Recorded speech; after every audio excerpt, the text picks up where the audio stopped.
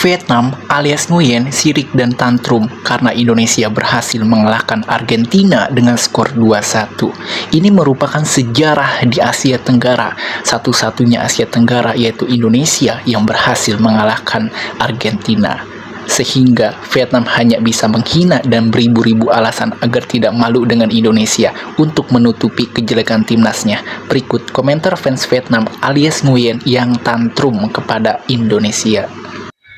Indonesia sekarang main Liga Eropa, bukan main DNA. Belanda menang Argentina muda, itu biasa. Balapan Afrika, Netherlands, Indonesia begitu kuat sekarang. Kenapa Indonesia U20 mirip pemain Afrika? Buah dari imigrasi kembali bermain DNA adalah tim sepak bola yang tangguh. Matamu imigrasi. Indonesia adalah raja DNA sekarang. Cetak sudah kuat sekarang. Belanda memenangkan Argentina, bukan kejutan. Halaman Vietnam, tapi semua orang jahat. Indonesia komen, orang Indonesia pada jahat banget sekarang. Cetak sudah kuat sekarang. Hanya U20, tapi entah bagaimana anti kacang masih menyeret Messi masuk. Indonesia lebih kuat dari juara dunia.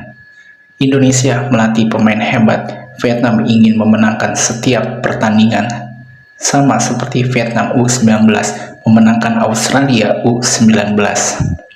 Dalam pertandingan ini, Indonesia melemparkan ke lapangan banyak pemain kelahiran 2006 sampai 2008, U17 dan beberapa pemain U18, termasuk beberapa pemain yang bahkan bisa mengikuti Piala Dunia U20 2027. Vietnam U16 juga bisa menang lawan Jepang U16. ASEAN nggak bisa dipandang sebelah mata. ASEAN lebih baik. Ngakunya Indonesia atau naik dan halo Vietnam. Ketika Vietnam ramah, kita miskin. Vietnam tonton dan pelajari. Vietnam dari U19 ke 23 takut Indonesia. Jadi Vietnam U19 juga kalahkan Jepang versus Uzbekistan. Yang penting Jepang dan Argentina kirim tim mana, pemain terbaik juga ada di klub dan sudah musim. Dia tidak mengizinkan bermain Piala Persahabatan tanpa imbalan, tanpa penalti. Yang kami bawa turnamen ini bukan barisan utama dan hanya membawa ayah pemain untuk melewati koneksi. Jadi jangan bilang Indonesia mengalahkan Argentina hanya karena pemain imigran. Ingat para pemain ini, pemain pertama yang kami imigrasi adalah pemain yang memiliki ikatan darah dengan Indonesia. Imigran tidak berkelanjutan. Mau dibilang apa lagi? Lucu aja untuk latar belakang sepak bola Vietnam hanya pandai mewarnai. Sekitar 5-6 tahun yang lalu, 16 anak Indonesia kuat. Ya, aku menduga hari ini tim usia U23. Argentina apa yang Anda pikirkan? Terlalu galak guys level Indonesia ini. Udah lihat kaca mata belum? Cetak sekarang, tinggalkan Vietnam. Waktu mereka begitu busuk. Pertandingan sepak bola tim D Argentina sungguh mengejutkan. Melihat dua pemain itu, saya kira mereka tim Maroko. Kenapa Indonesia U20 mirip pemain Afrika? Matamu Afrika.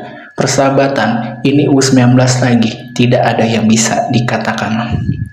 Berkat keberhasilan kebijakan imigrasi dari hari pertama, sehingga Indonesia sekarang menjadi prioritas utama Thailand.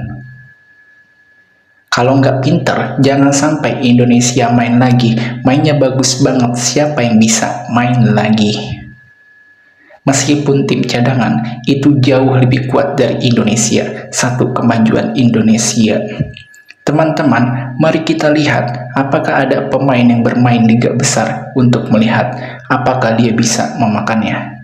Klub sepak bola Vietnam sulit dibandingkan dengan mereka. Kemana Vietnam dibawa ke sini? Raja DNA ada di sini. Kurang jauh, bentar lagi Indonesia jadi raja DNA. Liga Persahabatan itu tim usia yang kalian bikin susah. Dulu U19 Vietnam menang U19 Australia. Sekarang gimana? Kinerja tertinggi juga 8 besar di Asia. Jangan jauh-jauh.